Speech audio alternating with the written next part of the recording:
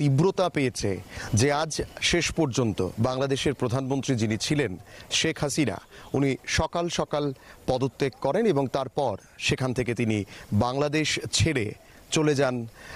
বাংলাদেশের পদ যখন ছাড়লেন প্রধানমন্ত্রীর, সেখান থেকে তিনি বেরিয়ে ভারতের উদ্দেশ্যে। এবং ভারতে আসার পর দু তিনটে খবর আমরা সকাল থেকে পাচ্ছিলাম, যেটা পাচ্ছিলাম যে তিনি হয়তো আগরতলায় অবতরণ করবেন, তারপর দিল্লি যাবেন। কিন্তু এখনও পর্যন্ত যা রিপোর্ট বা আপডেট আমাদের কাছে রয়েছে, তিনি ওনার যে বিমান রয়েছে সেই স্পেশাল বিমান কিন্তু এখন গাজিয়াবাদে অবতরণ করেছে। ঠিক একই সঙ্গে আরও একটা খবর যেটা পাওয়া যাচ্ছে, যেখানে শুনতে পাচ্ছিলাম আমরা যে লন্ডনে হয়তো হাসিনা যেতে পারেন, শেখ হাসিনা।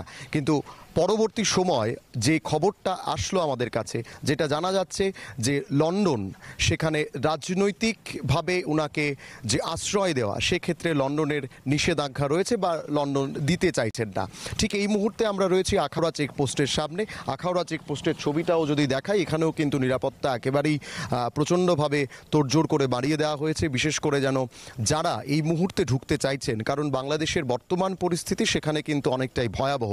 বিভিন্ন জায়গা থেকে যে খবর আসছে, সেখানকার যে থানাগুলো বলুন বা বিভিন্ন যে প্রতিষ্ঠানগুলো রয়েছে, সেখানে কিন্তু অগ্নিসংযোগ, বাড়িঘর ভাঙচুর করা, বিভিন্ন জায়গায় কিন্তু এই ধরনের খবরগুলো আসছে। সেই সমস্ত কিছুর মধ্য দিয়ে যারা সেখান থেকে বাংলাদেশ থেকে এখন ভারতে আসার চেষ্টা করবেন বা ভারতে আশ্রয় নেওয়ার চেষ্টা করবেন, তারা কিন্তু বর্তমানে সেই জায়গা থেকে দাঁড়িয়ে আসার যদি চেষ্টা করেন, সেখানে তাদেরকে আটকে দেওয়া হবে। এবং সেখানেই কিন্তু বিএসএফের যারা জওয়ানরা রয়েছেন, তাদের কাছে কিন্তু এমনটাই নির্দেশ রয়েছে। কিন্তু তারপরেও ভারত সরকারের তরফ থেকে জানিয়ে দেওয়া হয়েছে, তিনটে হেল্পলাইন নম্বর কিন্তু খুলে দেওয়া হয়েছে। যারাই বাংলাদেশে রয়েছেন, ভারতীয় নাগরিক যারা সেখানে ঘুরতে গেছেন বা অন্যান্য কারণে যারা গেছেন বাংলাদেশে, তারা যেন কোনোভাবেই বাড়িঘর থেকে না বের হন। তার পাশাপাশি যারা সেখানে কোনো সমস্যার সম্মুখীন হবেন, তারা যেন সেই হেল্পলাইনগুলোর মাধ্যমে ভারত হাই কমিশনারের সাথে যোগাযোগ করেন এবং তাদেরকে যেন সঠিকভাবে সেখানে রাখা হয়, তার জন্য কিন্তু সেখানে ভারত হাই কমিশনার যারা রয়েছেন তাদের কাছে নির্দেশ দেওয়া রয়েছে। সব মিলিয়ে যদি বলা যায়, বর্তমানে পরিস্থিতি কিন্তু সেখানে অনেকটাই ভয়াবহ।